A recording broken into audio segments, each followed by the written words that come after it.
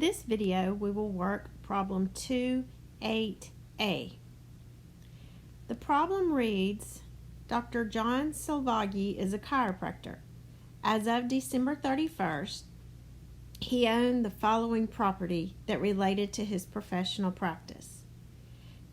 Cash of $3,500, office equipment of $6,400, X-ray equipment of $10,220, and lab equipment of $6,840. And if you remember from our definitions in Chapter 2, these items that a business owns that will provide future benefit are assets.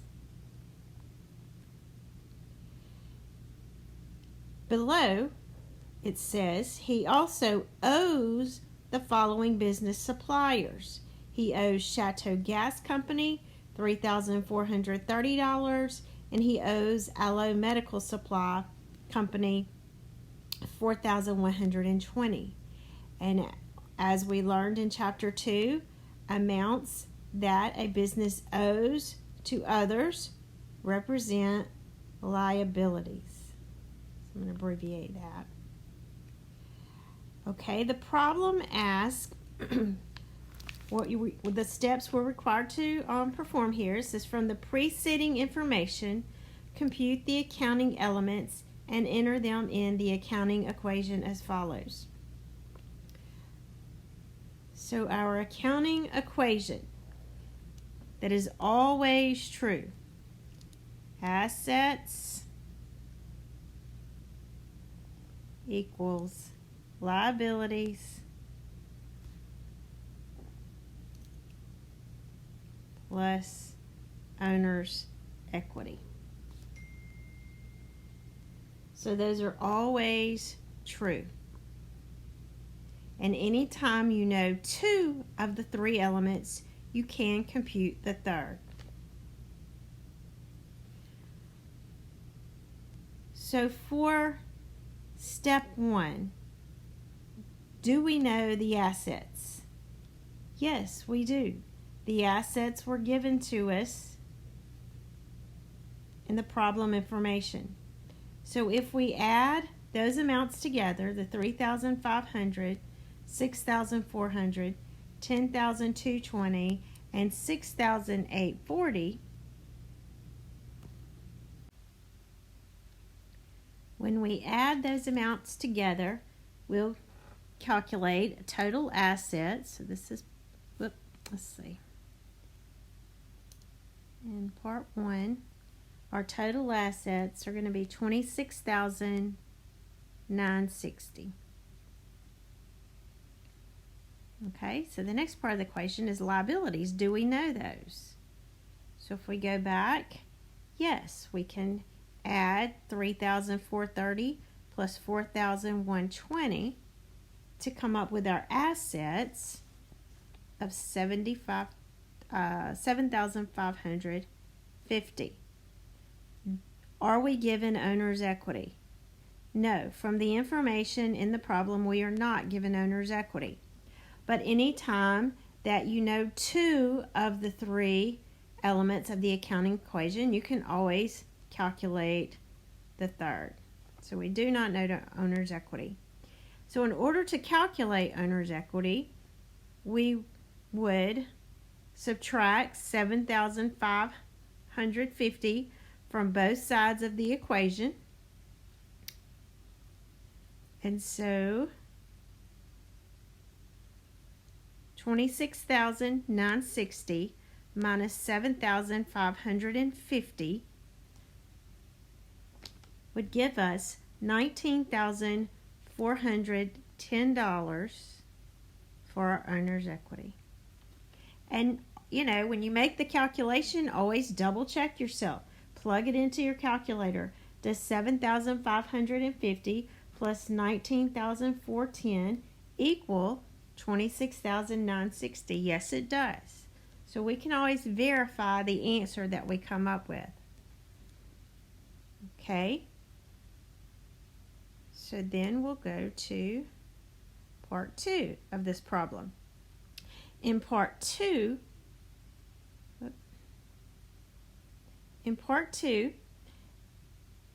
here, it says during January, the assets increase by $8,540 and the liabilities increase by $3,360. Compute the resulting accounting equation. Okay, so if our assets increase by $8,540, our assets were $26,960. If they increase by $8,540, so we'll add the $8,540. Now our assets for the month of January would be $35,500.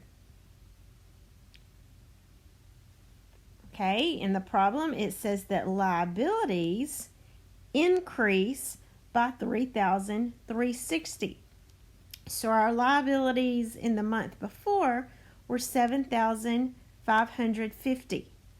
But if they increase by $3,360, then we'll add the increase.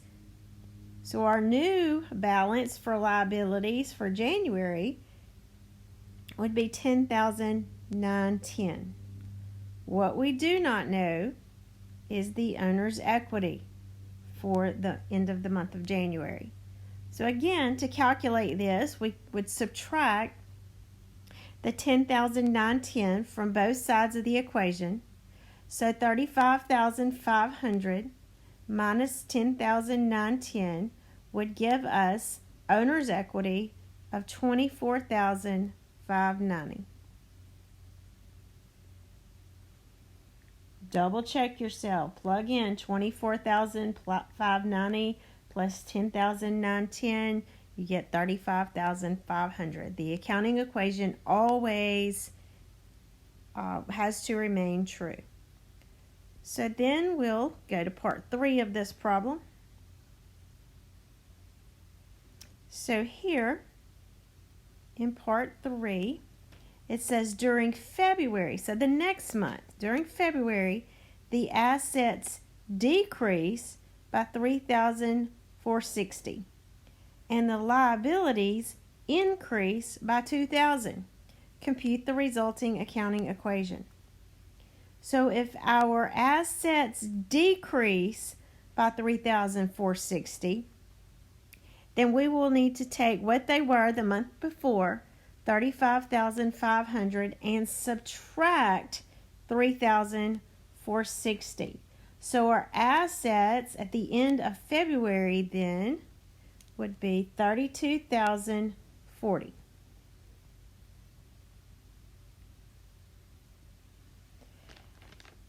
It says that during February the liabilities increase by $2,000.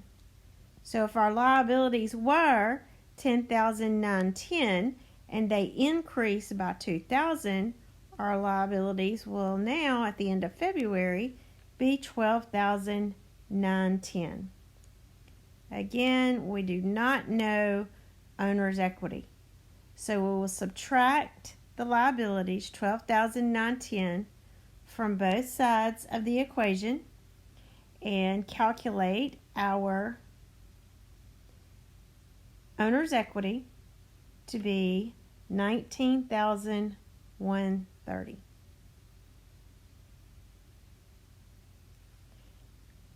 Again, I'm going to double check my answer. 19,000 plus 130 plus 12,910 equals 32,040. The accounting equation will always remain in balance. If it's not in balance, you have an error. You have made an error somewhere. And anytime you know any two of the accounting elements, you can always calculate the third. Those are important rules to remember.